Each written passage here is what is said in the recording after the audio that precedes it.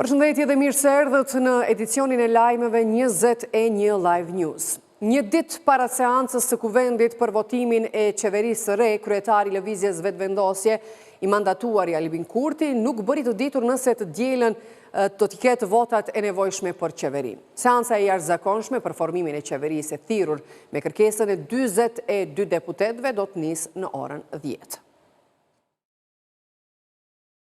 Gati 9 muaj pas mbajtjes së zgjedhjeve parlamentare, deputetët e Kuvendit të Kosovës do të mblidhen në seancën e jashtëzakonshme për formimin e qeverisë së re. Një ditë para seancës, mandatari për formim të qeverisë, Albin Kurti, nuk tregoi nëse i ka siguruar votat e nevojshme. Ditën e mirë, suksese. Çfarë presim nesër në mbledhje të Kuvendit? Ai keni numrat për qeveri?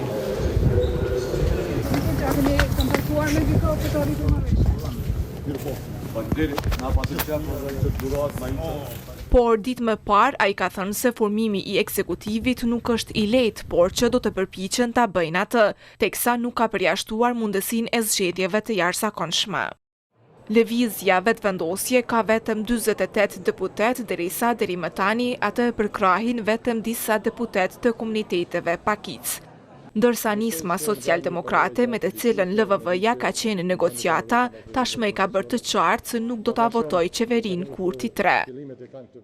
Duke folur për formimin e qeverisë, hulumtuesi në Institutin e Kosovës për Drejtësi Melos Kolshi tregon hapat tutje në rast të dielën nuk bëhet qeveria. Në momentin kur zotri Kurti i kalojnë ato 15 ditët të cilat i ka si afat kushtetues të vendosur nga gjykimi i gjykatës kushtetuese nga Kushtetuta e Republikës, atëherë kalojmë dhe procedojmë tutje me ku mandej procedura zhvillohet dhe bie tek presidenti i Republikës, e cila i ka edhe 10 ditë të tjera të cilat brenda të cilave 10 ditë ka të drejtën që t'i jap mandatarin për formimin e qeverisë ndonjë kandidat tjetër i cili arrin që ta bindë presidentin që i ka votat e mjaftueshme në kuvend për ta formuar qeverinë. Ky kandidat mundet që t'jetë edhe nga subjektet e tjera, por po ashtu mundet që t'jetë edhe nga subjekti më i madh politik, pra Lëvizja Vetëvendosje. Këtu mjafton dhe duhet që të bindet presidentja që mbaz të diskrecionit të saj të vendosë se kush po e bind presidentin që i ka 61 votat e mjaftueshme pra në raundin e dytë. Presidentja Vjosa Osmani ndërkaq ka thënë se nëse Kurti nuk arrin ta formojë qeverinë të dielën, atëherë ajo do t'i ftoj partitë parlamentare për të parë nëse ndonjëra mund të sigurojë 61 votat e nevojshme. Osmani ka theksuar se është herët të flitet për zgjedhjet e jashtëzakonshme, por sipas saj ajo është një alternativë në qoftë se nuk krijohet shumica në kuvend. Më 11 tetor, presidentja Osmani i dha mandatin Albin Kurtit për formimin e qeverisë së re në vend. Komisioni Qendror i Zgjedhjeve i ka bërë publike rezultatet përfundimtare të zgjedhjeve të 12 tetorit për 35 komuna të vendit, me përjashtim të 3 komunave Prishtinës, Junikut dhe Mamushës. Në mbledhjen e sotme të KQZ-s, kryetari i komisionit Kreshnik Radoniqi ka theksuar se Prishtina, Juniku e Mamusha nuk i kanë ende të përfunduar të gjitha procedurat për të ditur rezultatet përfundimtare si pasojë e disa ankesave që janë ende duke u shqyrtuar në PZAP. Këto ankesa janë në trajtim e sipër, andaj KQZ-ja sot do të bëjë shpalljen e rezultateve të zgjedhjeve për 35 komuna, ndërsa për 3 komunat e mbetura shpallja e rezultateve përfundimtare do të bëhet në vijim, pasi të konsumohen të gjitha mundësitë për paraqitjen e ankesave edhe në Gjykatën Supreme, ka thënë Radoniqi. Në këto komuna do të shpallet rezultati pas vendimit të Gjykatës Supreme. Prizreni, Gjakova, Gjiljani, Dragashi, Kaçaniku, Klina, Fushkosova, Mitrovica e Jugut, Obiliqi, Raoveci, Peja, Suareka, Vitia, Vushtria dhe Klokoti janë komunat ku kandidatët për kryetar do të përballen në balotazh. Në nivel vendi, Lëvizja Vetëvendosje udhëheq me numrin më të madh të garave në balotazh, që do të mbahen më 9 nëntor, e pasuar nga LDK-ja, PDK-ja, AK-ja dhe lista serbe. Rundi i dytë i zgjedhjeve lokale, i cili sipas rezultateve përfundimtare do të mbahet në 18 komuna nga njohës të procesit zgjedhor dhe politik, po cilësohet si i paparashikueshëm me mundësi kalkulime, kombinime mes partive politike. 2 javë para balotazhit në shumicën e komunave, deri më tani, partitë politike nuk kanë arritur koalicione formale parazgjedhore, përveç në vushtri mes LVV-s dhe LDK-s, por që kjo nuk është pranuar nga kryesia e LDK-s, si dhe në fushë Kosovë mes LVV-s dhe AK-s dhe mes LDK-s dhe nisme socialdemokrate. Profesori universitar njohësi çështjeve zgjedhore Mazlum Baraliu thotë se rundi i dytë i zgjedhjeve lokale është i paparashikueshëm, pasi krijon mundësi për kombinime mes partive politike. Ai thotë se mungesa e koalicioneve zyrtare mes partive tregon se të njëjtat po punojnë për mbështetje në formë të heshtur, sikurse ka ndodhur në të kaluarën. Është paparashikueshme, pikërisht për arsye se balotazhi si institut është i tillë që krijon mundësinë për llogari, kalkulime dhe kombinatorika. Çka do thotë kjo? Partitë politike, më mbase, si edhe më herët, mund të bëjnë koalicionet të msheftat, do të thënë të heshtura, dhe të tilla edhe publike që ta përkrajnë njëri tjetrin. Dhe prandaj nuk është siç ka ndodhur edhe më herët në ciklet tjera zgjedhore, nuk është çudi që ai që ka më pak tani vota të fitoj në balotazh. Në anën tjetër, politologu Artan Muhaxhiri thotë se bashkëpunimet në balotazh do të varen nga presionet që partitë politike do t'i kenë për të arritur sukses. Çështja kryesore do të jenë se sa do të jenë në gjendje që ta ndajnë pushtetin me ato parti të cilat do t'ju ndihmojnë në balotazh për të fituar komunat, sepse elektoratet janë pak a shumë të qarta, pra dihet edhe veçanërisht strukturat tashmë janë në terren dhe do të dihet qartë se cila parti ka ndihmuar partisë tjetër. Mirë po çdo gjë do të jetë do të marrë nga prioritete. Tazam, nëse Prishtina është prioritet edhe për LDK-n edhe për vetëvendosjen, por Tazam vetëvendosja ka prioritet edhe Mitrovicën, PDK-ja ka prioritet Prizrenin, LDK-ja ka po ashtu Pejen. Në zgjedhjet lokale 2021, struktura e PDK-s në formë të heshtur e kishte përkrahur përparim Ramën për kryetar të Prishtinës. Sipas analistit politik Sebi Tyçi, e njëjta mund të ndodhë edhe në rundin e dytë më 9 nëntor. Prishtina është ndoshta ka një elektorat më të pavarur dhe në njëjtën kohë shërben ndoshta si paralajmërues për trende. Atëherë është më shumë e mundshme që të përsëritet ajo që ka ndodhur në zgjedhjet e kaluara, që votat e PDK-s, domethënë t'i shkojnë kandidatit të LDK-s, dhe kjo e bën domethënë më të mundshme që të vazhdohet pushteti. Po ashtu, edhe në komunën e Prizrenit në vitin 2021, kandidati i PDK-s, kryetari aktual Shaqir Totaj, kishte fituar në balotazh duke u renditur i dyti në rundin e parë. Sipas LVV-s, atëherë vota e strukturave të LDK-s kishte shkuar për Totajin. Ndërkaq për dallim nga zgjedhjet e sivjetme në komunën e Mitrovicës së Jugut dhe Pejës, në vitin 2021 nuk ka pasur nevojë për balotazh. 1.326.397 është numri i përgjithshëm i qytetarëve me të drejtë vote në rundin e dytë të zgjedhjeve në 18 komuna ku do të mbahet balotazhi sipas rezultateve përfundimtare. Komisioni Qendror i Zgjedhjeve bëri të ditur se rundi i dytë i zgjedhjeve do të organizohet në 525 qendra votimi, megjithse 1648 vend votime.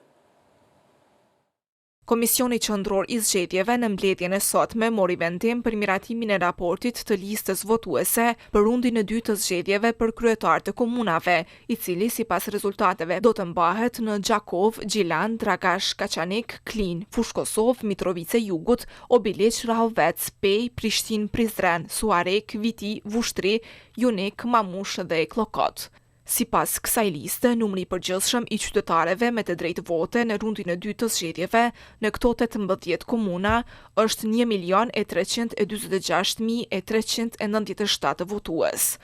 Ky numër sipas KQZ-s në krahasim me rundin e parë të 12 tetorit është më i lartë për 543 votues. Sipas të dhënave nga lista votuese, numri i qytetarëve me të drejtë vote në vendvotimet e këtyre komunave është 1.326.672 votues, ndërkaq numri i qytetarëve të regjistruar për të votuar me postë nga jashtë Kosovës që i takojnë këtyre komunave është 29.725 votues. KQZ-ja bëri të ditur se rundi i dytë i zgjedhjeve do të organizohet në 525 qendra të votimit, me gjithsej 1648 vend votime, prej të cilave 507 qendra të votimit për votimin e rregullt, me 1628 vend votime dhe 18 qendra të votimit për votimin me kusht, me gjithsej 20 vend votime. Gjithashtu në mbledhjen e sotme, KQZ-ja mori vendim për numrin e flet votimeve që do të shtypen për balotazh. Do të shtypen 1.158.015 flet votime, apo rreth 16% më pak se numri i përgjithshëm i qytetarëve me të drejtë vote në këtë rund. Në këtë numër, sipas KQZ-s, përfshihen flet votimet për vendvotime të rregullta, votimin me kusht, votimin e personave me nevoja të veçanta, flet votimet rezervë dhe për votimin me post. Rundi i dytë i zgjedhjeve për kryetarët e komunave do të mbahet me 9 nëntor.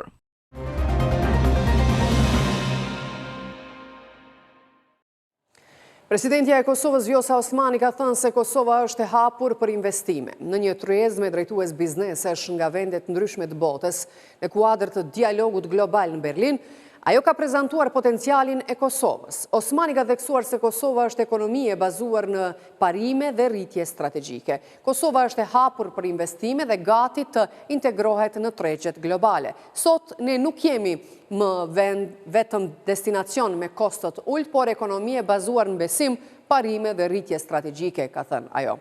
Presidentja Osmani në kuadër të vizitës së saj në Berlin të njëjtën qëndroi edhe në Aspen Institut, nga ku foli për aspiratat e Kosovës dhe se një gjë mbetet e palëkundur që e ardhmja e Kosovës është në NATO dhe BE. Në forumin në Berlin, po merr pjesë dhe kryeministri i Shqipërisë Edi Rama. Ai tha se antarësimi në BE është sfidë. Shqipëria është në rrugën e duhur sa i përket procesit të integrimit. Në forumin Berlin Global Dialogue, kryeministri Edi Rama u shpreh se tashmë Bashkimi Evropian ndjen nevojën e Ballkanit Perëndimor, ndërsa u tregua optimist se puna e bërë nga Shqipëria do të vlerësohet.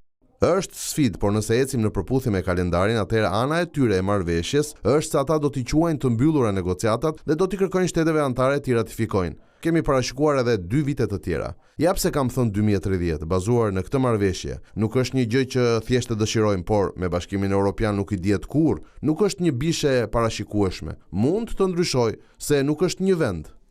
Për kreun e qeverisë shqiptare, Europa duhet të reflektojë sa i përket konflikteve të brendshme, pasi sipas tij ajo nuk mund të shpëtohet nga liderët amerikanë. Europa duhet të mbledh veten dhe duhet të kuptojë sa më shpejt që nëse do të ruajë rëndësinë e saj, duhet të ndryshojë me shpejtësi, duke e nisur me reflektimin mbi atë çka ka ndodhur deri në zgjedhjen e Trump dhe më pas kundrejt luftës në Ukrainë dhe të pyes veten nëse ka një strategji të qartë për këtë. I jep merit Trump që e ka detyruar Europën të zgjohet. Nuk harroi të komentonte edhe videon virale me presidentin e Francës Emmanuel Macron dhe presidentin e Azerbajxhanit Aliyev. Ai shprehu keqardhje se ai çast shakaje u përdor nga kundërshtarët politik të Trump për të sulmuar atë.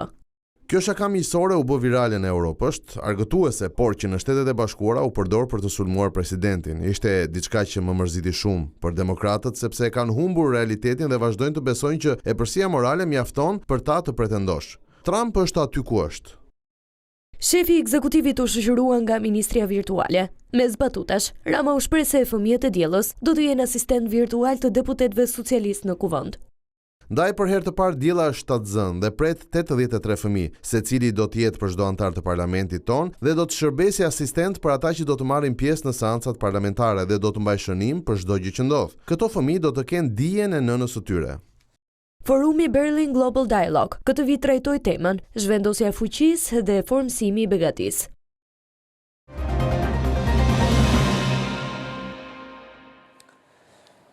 Një person ka vdekur si pasojë e një aksidenti të trafikut në rrugën Bresje-Fush-Kosovë. Siç ka njoftuar policia e Kosovës, në aksident janë përfshirë një vetur dhe një kamion. Sipas njoftimit policisë, aksidenti ka ndodhur sot rreth orës 16:30 minuta. Në vend ngjarje menjëherë ka ndalë njësia emergjente dhe zjarfiksit. Me çast, ekipi mjekësor ka konstatuar vdekjen e personit aksidentuar, thuhet në njoftim. Njësitet përkatëse policore janë duke u marrë me rastin, ka thënë zëdhënësi i policisë Bajram Krasniqi. Govës u gjeti vdekur një person në rrethana ende të pasqaruara.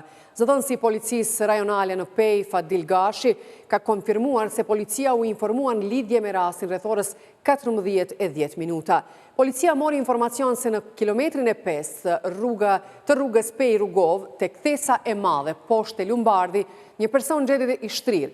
Policia bashkë me zjarfikësit dhe emergjencën me njëherë ka mbritur në vendngjarje dhe mjeku kujdesar e ka konstatuar vdekjen e personit Tagashi. Lidhur me rastin është informuar prokurori i shtetit i cili ka urdhëruar që trupi i pajetë të dërgohet për obduksion në Institutin e Mjekësisë Ligjore.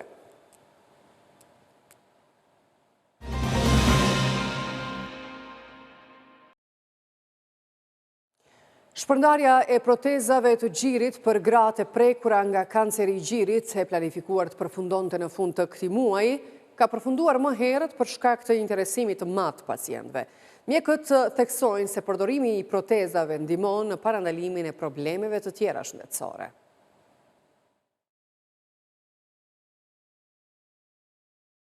Vetëm brenda pak ditësh në klinikën e onkologjisë pranë qendrës klinike universitare të Kosovës, djetra gra u paraqitën për t'u pajisur me proteza të gjirit, duke bërë që procesi të mbyllet të enjtën e kësaj jave. Edhe këtë vit, presidentja Vjosa Osmani ka dhuruar 640 pako onkologjike për pacientët e prekur nga kanceri i gjirit. Fizioterapeutja e klinikës së onkologjisë Valmira Bajrami tha se me qëllim që t'u dalin në ndihmë të gjitha të interesuarave, kanë punuar përtej orarit të përcaktuar. Që nga dita e mërkur, data 15 tetor, kur zhdërzu donacionin nga presidentja, që nga jo ditë kemi fillu ekipi i profesionistëve shëndetësor këtu brenda klinikës tonë, të cilët jemi marrë me shpërndarjen e këtyre pakove. 2 ditë e para ka qenë një fluks jashtëzakonisht i madh i pacientëve të cilat e kanë kërku. Në ditën e 7 kemi arrit me përfundu të gjitha procesin e shpërndarjes. Nuk e kemi planifikuar as ne ta përfundojmë kaq shpejt, por që ka qenë një fluks të interesim shumë i madh i grave dhe me angazhimin tonë e kemi përfundu për këto ditë. Doktoresha Bajrami tha se të drejtën për t'u pajisur me protezë të jashtme të gjirit e kanë pasur të gjitha pacientet që kanë kryer ndërhyrje kirurgjike, mastektomi pas diagnostifikimit me kancer të gjirit. Pakja ka përfshi një brëc, një protezë dhe perik. Ndonë se për perik nuk ka pas shumë interesim. 7 pako të ndaja, të cilat besoj në vazhdimsi do t'i shpërndar. Bajrami potencoi se përdorimi i një proteze të gjirit ndihmon që pacientët e prekura nga kanceri i gjirit të shmangin problemet e tjera shëndetësore që mund të shfaqen si pasojë e heqjes së njërës gjëndër të gjirit. Kur hiqet një rigji, atëherë e kemi një peshë jo të drejtë, jo të barabartë të trupit në të dy anët. Dhe në këto raste kemi shumë shpesh problemet të cilat vinë si pasojë e heqjes së gjirit, si ato krimi i skoliozav, krimi i kifozav, problemet muskulare të qafës dhe shpinës. Ato gra kanë me pas vazhdimisht predispozit për qëndru në pjesë më të krusur, tu tentu me mshef pjesën jo të barabartë të gjoksit dhe problemet që i trajton fizioterapia janë probleme shumë të shprehura në mungesë të një regji. Dhe momentin kur pacientët pajisen me pjesën e protezës dhe pesha e trupit balancohet në të dy anët, fillojnë me pas të qëndrim më të drejtë, të ruajnë problemet shoqëruese që dinë me ardhë, do të thonë është një pajisje që i prevenon problemet shëndetësore që dinë me ardhë pas mastektomisë. Bajrami thot se mbështetja e grave të prekura me kancer të gjirit me pako onkologjike ndikon pozitivisht edhe në aspektin e tyre moral. Gjatë këtij viti, sipas drejtorit të klinikës së onkologjisë në qendrën klinike universitare të Kosovës, Ilir Kurtishi, janë regjistruar mbi 320 raste të reja me kancer të gjirit.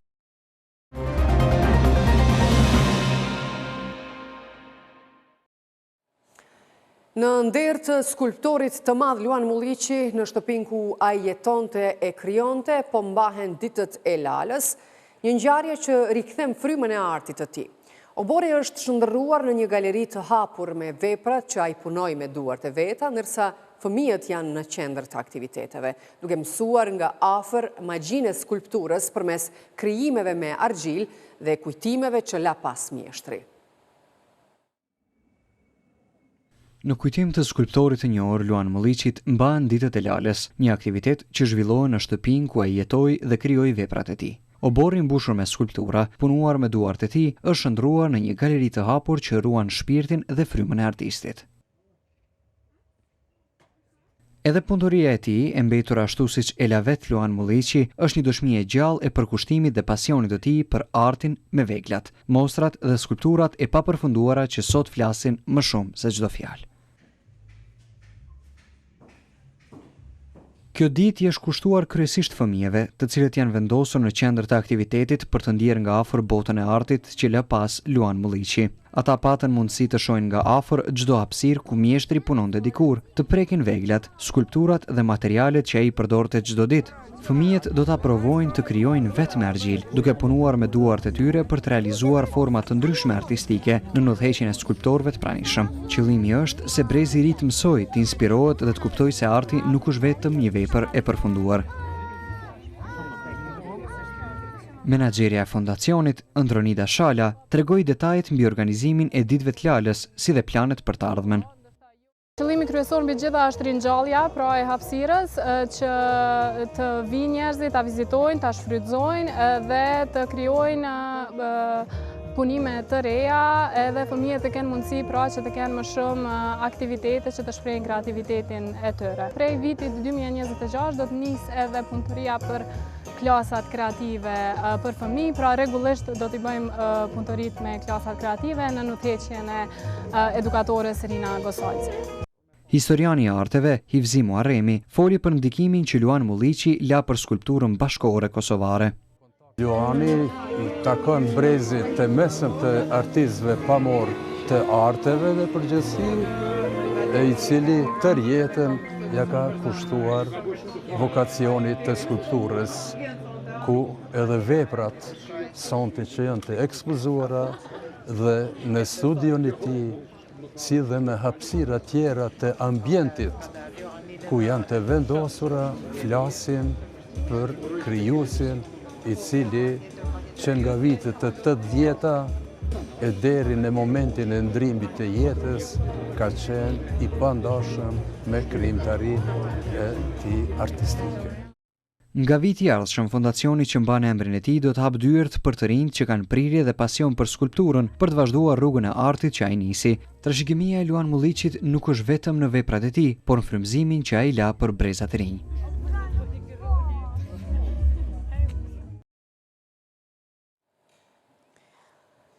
Bli një ruaz, shpërndaj dashuri është projekti i përbashkët mes shoqatës Dëgjoj zërin tim dhe nxënësve të shkollës Qamil Batalli në Prishtinë.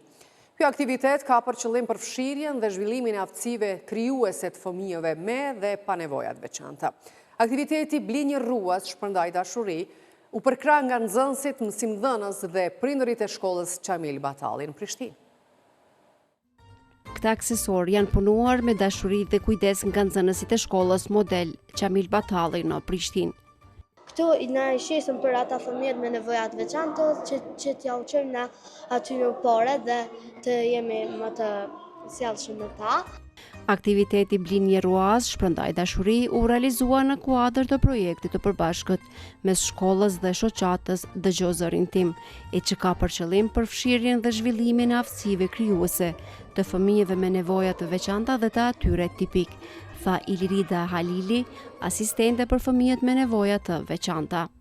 Qëllimi gjithashtu i këtij aktiviteti ka qenë që fëmijët të solidarizohen me bashkëmoshtarët e tyre, të cilët janë më të veçantë se ata, dhe ne si staf jemi shumë krenar sepse gjatë këtij aktiviteti kemi parë që fëmijët kanë një lloj ndjeshmërie shumë të madhe ndaj bashkëmoshtarëve të tyre me nevoja të veçanta. Mjetet e grumbulluara nga aksesorët dhe vizatimet e krijuara me kujdes e dashuri do t'i dhurohen shoqatës Dëgjoj zërin tim, e cila ofron mbështetje dhe shërbime të rëndësishme për fëmijët me nevoja të veçanta. Ne si prind t'i mësojmë fëmijën që t'jenë humanitar, t'jenë bashkëpunues me tjerët, ta duan njëri tjetrin, ta ndihmojnë njëri tjetrin. Pra hapat e vegjël mund të sjellin rezultate të mëdha. Po, me patjetër. Ndërsa mund të flasim edhe me Jonin. Joni, po të pëlqen blyzyku që ke bler? Po, shumë, po më pëlqen. Edhe do ta blesh vetëm për vete apo ke edhe dikë tjetër që dëshiron t'i blesh? Për motrën. Përmes këtyre punimeve të bukura të punuara me dashuri, secili prej nesh mund të bëhet edhe kontribut dhënës, duke bler aksesore që mjetet e grumbulluara do të ndihmojnë fëmijët me nevoja të veçanta. Vlerëson Shpresa Berisha, mësuese mbështetëse në shkollën Qamil Batalli në Prishtinë. Ndërsa sa i përket vlerës është vlerë shumë e madhe jo për tollat që grumbullohen, po për simbolikën që jep shfaq dashuri prej fëmijëve, mësohen fëmijët me i respektu edhe tjerë që janë ndryshe, e këto, sidomos shkollët tonë, trajtohen jashtëzakonisht shumë, i kushtojnë vëmendje shumë të rëndësishme që çdo fëmijë mundi barabartë brenda shkollës. Asnjë projekt sigurisht nuk mund të realizohet pa mbështetjen e prindërve. Po, kam e pas shumë projekte, po dhe ditë tjera shënohen, domethënë është dita autizmit, e sindromit Down, gjitha ditë që i kemi fëmijëve me nevoja të veçanta brenda shkollës tonë shënohen. Kjo nismë ka për qëllim të nxjerrë në pak kreativitetin e fëmijëve, të nxjisë bashkëpunimin dhe ndjeshmërinë sociale, si dhe të mbështesë fëmijët me nevoja të veçanta, tha drejtori i shkollës Liridon Maliqi. Kemi disa kompetenca arsimore përkitazi me kurrikulën e Kosovës, ku njëra prej kompetencave na obligon që t'i përgatisim fëmijët që të bëhen qytetar produktiv, që të bëhen qytetar të ndershëm, që të bëhen qytetar efektiv, që të bëhen qytetar që ta duan edhe vullnetarizmin, pra t'ju vjen vullneti i lirë për të mirën e komunitetit apo të gjithë shoqërisë kudo që jetojnë. Këtë na ka bërë të mundur edhe mësimi tërditor, ku fëmijët qëndrojnë gjatë gjithë ditës dhe kanë mundësi të përfshihen në shumë aktivitete të cilat i bën të ndihen mirë kur e shohin se po arrin një farë nivelit të vetë aktualizimit të tyre. Çmimet janë simbolike, por qëllimi është i shumëfisht, prandaj nxënësit e përfshirë në këtë projekt ishin teje të lumtur. Kam shumë emocione sepse të gjithë nxënësit po vinë me bde rruzat, po duhet edhe milion veç me bde kanje sepse duhet për të gjithë të kemi rruzat që të jenë të barabartë. Me dashuri, me dashuri, me zemër, këtë emocionet i kena përkushtuar në rruzat. Ky aktivitet është shembull i bashkëpunimit dhe përfshirjes sociale përmes të cilit fëmijët mësojnë vlerën e mirësisë, empatisë dhe punës së përbashkët. Në fund edhe një informacion, nesër e diela e fundit e muajit tetor sjell ndryshimin e orës nga ajo verore në atë dimrore. Nga nesër akrepat do të kthehen një orë mbrapa, saktësisht nga ora 3 në orën 2 mëngjesit. Kështu do të ketë një orë më shumë për të fjetur, por pasdite një orë më pak dritë natyrale. Ora dimrore do të qëndrojnë në fuqi deri më 31 mars, kur zëvendësohet sërish nga ajo verore. Nderuar shikues, to ishin gjitha materialet e përgatitura për edicionin e lajmeve 21 Live News. Për më shumë informacione vizitoni dhe portalin tonë rtv21.tv. Mirupafshim.